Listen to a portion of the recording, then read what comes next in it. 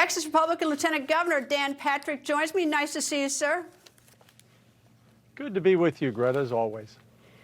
It's, a lot of people don't know it's the lieutenant governor in Texas who's got all the power, not the governor. So can you give us just a little bit of a lecture on the lieutenant governor versus the governor's job in Texas? Because I think it's interesting.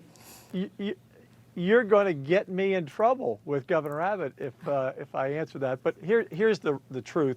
When we're in session, the lieutenant governor of Texas, not me, the office, has tremendous power because we're not like other lieutenant governors in the country that are more like vice presidents who have assignments. I am like a majority leader. I pick the chairs of the committee, the members of the committee decide which bills come to the floor, and with my finance team, we write a pretty big budget.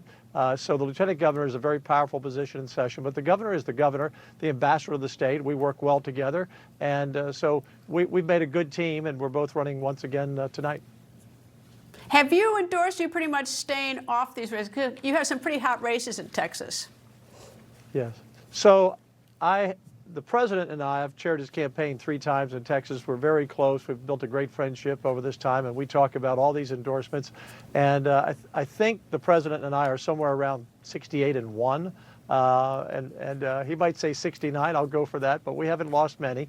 When you put the Trump name behind a candidate, you can pretty much assure it's a winner's circle if you have the right candidate. I've always said, Greta, the perfect candidate is someone who's smart, works hard, has enough money, and has a pathway. Some people have the money and no pathway. Some people aren't smart and run, et cetera, et cetera. But we endorse good candidates, and Trump gets them across the finish line. So I don't endorse in other races. I've endorsed Governor Abbott. He's endorsed me. But I don't endorse in other statewide races. I focus on the Texas Senate. We have 31 senators, 20 Republicans, now 19.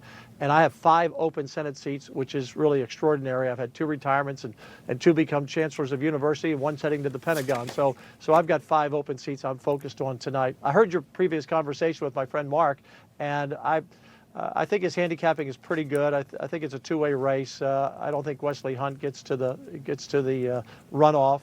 The question is, what's the gap between the 2 of them for the May primary? And we have the AG's race to replace Ken Paxton. So it's going to be quite a watch party tonight in terms of following the numbers. And then we've got the Democrat race you talked about. I'm sorry. No. So let's Wesley Hunt. He's still competitive, but the numbers didn't look as good for him. But he's got a good chunk of voters out there if you look at the polls. So assume that tonight that it's a runoff between Cornyn and Paxton in May. So who gets Wesley Hunt's votes likely? Is it Cornyn or is it Paxton? It would be likely Paxton, and I wouldn't be shocked if Wesley doesn't endorse for one or the other. I'm not sure which. You know, Wesley getting in the race, and I know him well, Wesley just cost the Republican Party millions and millions of dollars because you were talking about money. The Texas race that we're talking about, Paxton and Cornyn, the most expensive in the history of the U.S. Senate in the country. And when Wesley got in it, the third person, he guaranteed a runoff because he's going to get, 12, 14, 18, 20% of the vote. And so, there are a lot of people in Texas not happy that he got in the race late and forces a runoff. Otherwise, it would be over tonight. And instead, you're going to have 3 more months of campaigning, a lot of negative campaigning going both ways. And that's not healthy for the party. So I'm not sure why Wesley got in, but it's going to cost everyone a lot of money. And so maybe someone gets to 50%.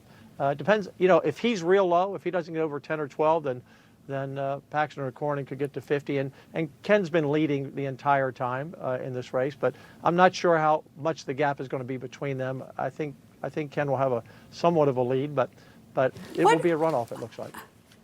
How much money is this race going to be, and what in the world does it get spent on? I mean, because I don't understand it, because you can use social media so much more, and people don't watch TV as much as they used to. So where's this money going? Is it paying people go door to door or what?